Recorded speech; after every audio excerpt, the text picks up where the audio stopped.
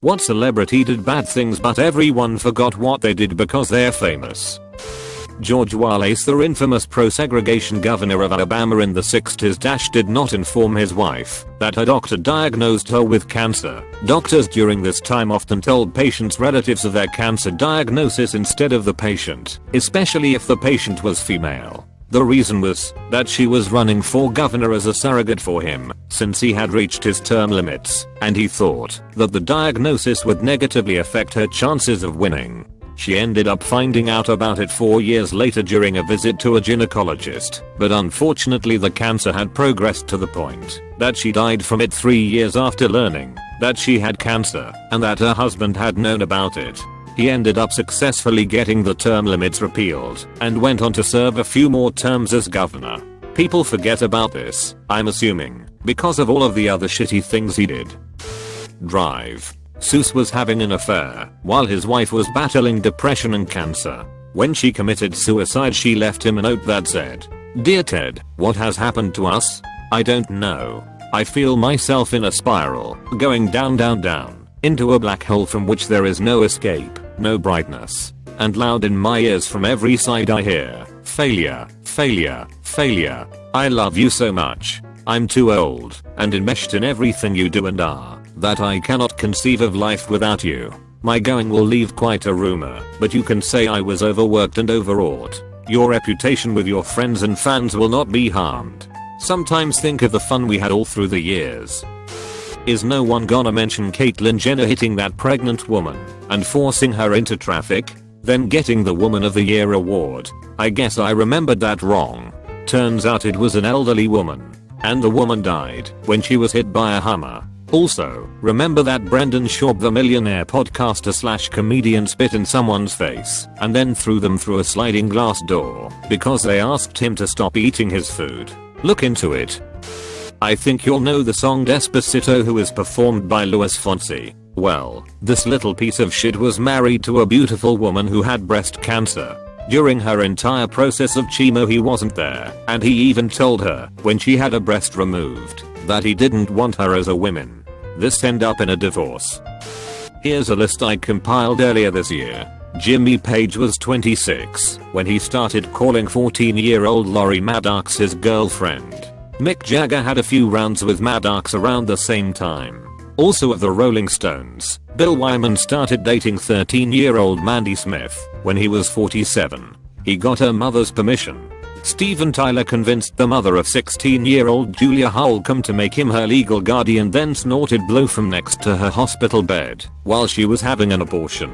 David Bowie, the beloved, managed to get Lori Maddox's virginity and got her to bring her 15-year-old friend along, in addition to many other underage girls. Edit. Apparently this one is hotly contested. I want to believe David was better than that, but I'm leaving it in with this caveat, because I'm on mobile and can't prove one way or the other right now.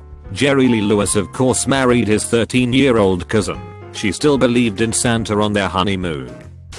Elvis Presley, the king of rock and roll himself, was routinely in trouble with underage girls, and even the fabled romance with Priscilla is a tale of sexual interference. She was 14 when they met. Chuck Berry was arrested for crossing state lines with a 14-year-old prostitute. He was also recording women in the washroom of the restaurant he owned. Courtney Love says she gave Ted Nugent a blowjob when she was 12. He also adopted a 17-year-old so he could bang her without getting charged with kidnapping. He even wrote a song about avoiding pedophilia charges. Anthony Kiedis, Red Hot Chili Peppers, wrote songs about it too. Catholic schoolgirl's rule is about his hooking up with a 14-year-old at 23. Iggy Pop also wrote songs about sleeping with 13-year-olds too. Check out the lyrics to Look Away. Marvin Gaye knocked up his wife's 15-year-old niece. Don Henley, the Eagles, was charged after paramedics found him with two naked girls, aged 15 and 16. Every time something like this is posted, no one cares about my comment on how Sean Kingston, the American/Jamaican rapper, has sexually assaulted multiple women near where I live and has gotten away with it every time by threatening legal action. If anyone actually gives a shit, I can link proof from a girl explaining what happened to her, but I will censor some things for her sake. Basically Hez doing rap shows, and then Bill Cosbying girls in the area, or you can just look up on Google, "Scene Kingston sexual assault," and many hits will come up. Fuck you Scene Kingston, your music's dog shit. Ariana Grande. She went to a donut shop in the middle of the night, licked the donuts when the worker was busy doing something and was distracted, and got the person fired. I'm still salty because I used to get donuts there all the time in high school. Not to mention, who the fuck does that? We forgot how shitty it was, but think about the sort of person who would do that. Jimmy Savile. For those unaware, huge TV and radio star in the 60s, 70s, and 80s. Still popped up now and again, until he died in 2011. After he died, massive allegations about him came out, the vast majority of which were proven to be true. *SED multiple children, both sexes, many ages, while working on TV shows, etc. But also was known as a charity man who did actually raise millions for children's hospitals, etc. But it was just a cover to gain access. He even had keys and an official advisory position at Broadmoor, a high security psychiatric hospital in the UK, which allowed him to visit patients at will. Unproven, but he's also had connections with children's homes where kids went missing, quite possibly murdered. What is staggering about this is that it was known and often talked about while he was alive. He even makes admissions in his autobiographies. People took him to task over it. He was even questioned by police multiple times, but he managed to get away with it. Still astounding looking back, and there were massive investigations into everything from the BBC to the NHS after he died. Ozzy Osbourne once tried to kill Sharon. Elvis dated a 14-year-old girl then, when she had a child, mentioned he was unable to love a woman with a child. Even after he started dating adult women, he treated them like crap. David Bowie slept with and dated a 13 to 14-year-old, who he also cheated on with multiple men and women at the same time. Steven Tyler adopted an already very troubled teenage girl he met backstage, had sex with her, and pressured her into having an abortion, and was generally rather abusive towards her. Jay-Z stabbed a producer, Rivera. Chris Brown beat up Rihanna. Gandhi was actually incredibly racist. Johnny Cash was almost responsible for wiping out an endangered species of bird after his truck caught fire *, and he fled the scene, which caused a square mile of forest to burn down, taking out half the population of the species. *MORE on the topic of this particular misdemeanor, his nephew, who was with him at the time, said that the fire wasn't accidental as Johnny claimed, and instead was started in an attempt for Johnny to stay warm, but because he was doped up on drugs, he failed to notice the fire getting out of control. Cash was also quoted as saying, "I didn't do it, my truck did, and it's dead, so you can't question it. And I don't care about your damn yellow buzzards." Steve Jobs pretended his daughter wasn't his for years, until he was sued to admit he was, when she was 8 years old, and even then he was still often neglectful. John Lennon. He preached peace and love, yet he was abusive, jealous, a terrible father to his first son, a cheater, the list goes on. We talk about FB happy families who only post pics of all the good things when behind the scenes they are a disaster. I feel like he was the original of this before social media. Obvs. Yes. Lennon lovers and Beatlemaniacs are going to come out of the woodwork and slam this comment. I don't care. He's a piece of shit and people are in love with his facade. You won't change my mind on this. Also, F Yoko. Ariana Grande blackfishes, licked some donuts in a store that she never intended to buy, has alluded to her quinceanera, and implies she is Latina when she's white. Nicki Minaj is currently dating a registered sex offender. He served time in prison for raping a 16-year-old at Gun and Niffer Point, and another stint for aiding/attempting and murder. Cardi B. She has a huge ass list of problematic things she said and done. Somehow these women are role models and influencers. Newt Gingrich.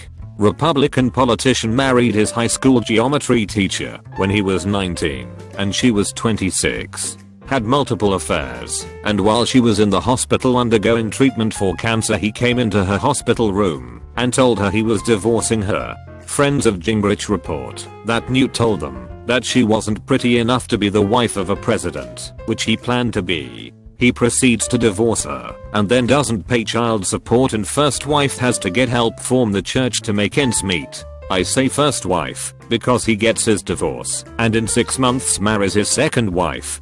But while with second wife has an affair with his staffer. During this affair, the massive hypocrite leads the impeachment proceedings of Bill Clinton for lying about an affair. Gets divorced and 4 months later marries his latest wife. He also blamed past infidelities on his passion for this country. Oh, and he is credited with driving a wedge between the parties in politics and being a leader in Christian family values. You can currently find him as a popular pundit on news programs. Tarantino. He spit in Uma Thurman's face, WTF, and almost got her killed. He convinced her to drive around a track in a car that she wasn't comfortable with, but she did it because she trusted him. He drove the car himself, but he didn't take it around the route she was supposed to go on, and there was a sharp turn and it almost killed her. It permanently fucked up her neck and both her knees, and Uma Thurman said it was because he insisted she do her own stunts. Stone Cold Steve Austin. People will argue that he seems to have changed his ways, but I don't feel like that played any part in his resurgence. He just started a good podcast and continued to be entertaining. I'm not saying I want his domestic violence history to be dug back up and ruin his career, because I do think people deserve second chances, but it's the kind of thing that has and continues to damn other people while he gets away with it for some reason. Chris Brown. He beat the daylights out of Rihanna and everyone made that excuse that she had a bad mouth or he was young and needs time to grow. People still make music with him now, even though he's been caught stalking the mother of his child and allegations of abuse. But the guy still has a thriving career. Kurt Cobain's mother regularly goes on talk shows and interviews where she talks about how supportive she was of Kurt and how she knew how famous he would become from the moment she heard his music. Yup, it's the same mom that abused Kurt and kicked him out multiple times, making him live at his grandparents, friends and sometimes, not confirmed, sleep under a bridge. Errol Flynn. He went on trial for rape of an underage girl once, and when he was cleared of all charges, the public and fans cheered and had a little girl run up to him and present him with flowers outside of the courthouse. He did all sorts of other scummy things in his lifetime, but his fame kept him away from any type of repercussion until his death. In the UK, Leslie Grantham, who played the character Dirty Den in popular soap opera EastEnders, was involved in a sex scandal. He showed his willy on a webcam whilst dressed as Captain Hook. During this scandal, nobody mentioned that he's also a convicted murderer, having killed a taxi driver in West Germany during a botched robbery. No one seemed to mind that he was famous and successful despite having shot a man who was just trying to earn a living, but they did mind when he flashed his knob in a pirate costume. To be fair, he shouldn't have done that either. I see people still saying great things about Tom Cruise all the time, especially on r/movies. It's like they forgot he's huge into Scientology. You know, that fucked up group that locks people up in compounds until they conform. That group that has gotten away with rape and murder. That group that skirts taxes with their bullshit church status. The group that intimidates and ruins lives that go against them. It's a huge fucking evil cult. He's a very big part of it, and yet people seem okay with him. This may not be the best place for that, but the Watergate scandal was about a rigged election, not just a piddling cover-up of a minor crime. The story is usually told from the viewpoint of the investigation, so facts are revealed in the order in which they came to light, not the order in which they happened, which makes it easy to forget the fucked up nature of the actual crimes. The break-in that got busted was a minor mission in the scheme to rig the 1972 Democratic primary. In fact, it's been estimated to be about the 6th time they had broken into the DNC offices. The goal of that particular break-in was to repair a bugging device that had been placed at a previous beacon and had stopped working. The creep had gone so far as to plant Nixon loyalists in the DNC. The objective was to discredit Ed Muskie, the early Democratic frontrunner who was destroying Nixon in the polls. Nixon wanted to run against McGovern, a far-left fringe Democratic who was essentially unelectable. Muskie's campaign limo driver was a Nixon plant, and who was leaking intel from overheard conversations. Other staff reproduced confidential documents and handed them over to the White House. This was electoral fraud on a wholesale level. He got busted for a cover-up related to a minor break-in, but in fact a very real massive conspiracy was in wide operation that gets more or less glossed over in the retelling.